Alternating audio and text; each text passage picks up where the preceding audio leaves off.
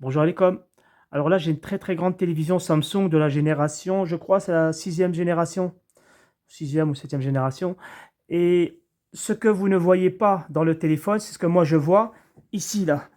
Ah, c'est parti. Il y avait des trucs ronds comme ça, rouges. Ben, ça, c'est un défaut que là maintenant, il est dans toute la télé, mais ça, vous ne le voyez pas. Là, ici, là, on voit comme ça. En fait, l'image, elle est vraiment dégueulasse, mais sur le téléphone, on a l'impression que l'image est bien faite.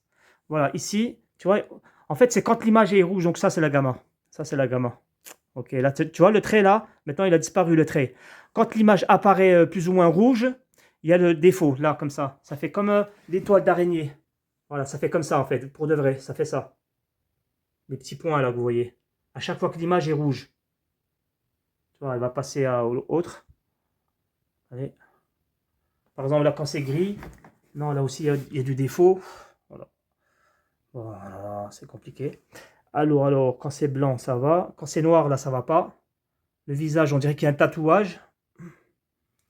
Donc, moi, j'ai l'impression, c'est compliqué là, c'est soit un problème avec la gamma, parce que, encore une fois, la gamma, c'est un circuit dans le Tcon qui est là juste pour corriger les couleurs, faire en sorte que le blanc soit blanc, le gris soit gris, etc. Quand il y a des malax, les couleurs sont mélangées là on va carrément.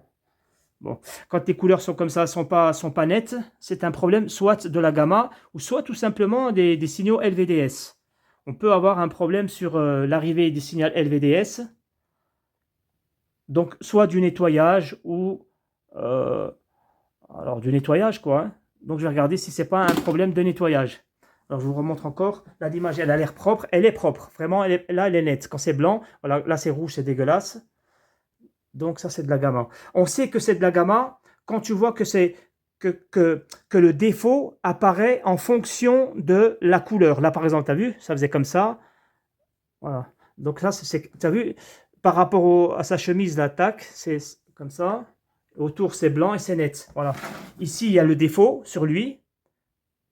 Sur sa tête, il y a le défaut. Mais dès que c'est blanc, donc même pas là, le blanc, il n'est pas net. Voilà. Compliqué, il y a du bleu. Regardez. Il y a du bleu sur le blanc, ouais, il y a du bleu, il y a des points bleus. En fait, j'ai compris. Le défaut, il est là. Il change de couleur. En fait, le défaut change de couleur. Il est là, rouge. Maintenant, il est devenu. Tu vois, il y a des petits points. Bon, les gars, alors ça peut être le câble LVDS. Donc, moi, je pense que c'est le câble LVDS. Alors, je vais retourner vous montrer comment c'est derrière. C'est des télés qu'on a déjà fait, ça. Donc, ici, on va venir sur le Tcon.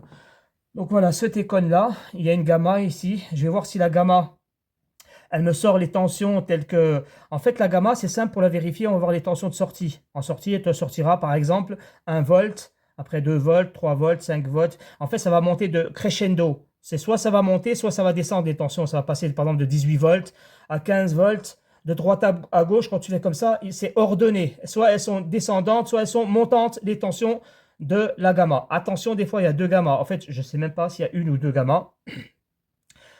Et sinon, c'est le nettoyage du câble LVDS. Je vais peut-être nettoyer d'abord le câble LVDS, ici sur le Tcon, et aussi sur la carte mère, bien sûr. Je vais nettoyer la carte mère, le câble.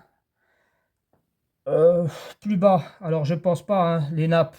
Est-ce qu'il faudrait ouvrir les nappes pour voir si les nappes ne sont pas déconnectées? Peut-être aussi, ouais, on peut nettoyer aussi les nappes qui y a en bas. Au pire, c'est ça qu'il faut faire. Donc je vais commencer par le nettoyage du câble LVDS et ensuite les nappes du bas.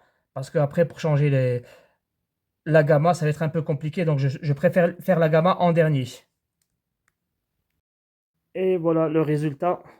Donc là, j'ai eu beaucoup de chance. Voilà, l'image, elle est nickel. Des fois, voilà, ça fait partie des réparations, hein, c'est une vidéo à montrer. Donc là, l'image, elle est nickel. Partout, j'ai plus les traits. Sur le blanc, c'est parfait. Partout, l'image est parfaite. Et j'ai rien fait de spécial. Rien de spécial, comme ça c'est bon à savoir. Je suis juste l'intuition, hein, vraiment l'intuition. J'ai nettoyé, alors, elle est où la gomme? J'ai nettoyé ici le Tcon. J'ai eu le premier truc que j'ai nettoyé, c'est lui. J'ai supprimé le Tcon et j'ai fait juste comme ça, avec la gomme. 2-3 comme ça, nettoyage. Et à l'intérieur, là, j'ai nettoyé aussi le Tcon sur le Tcon.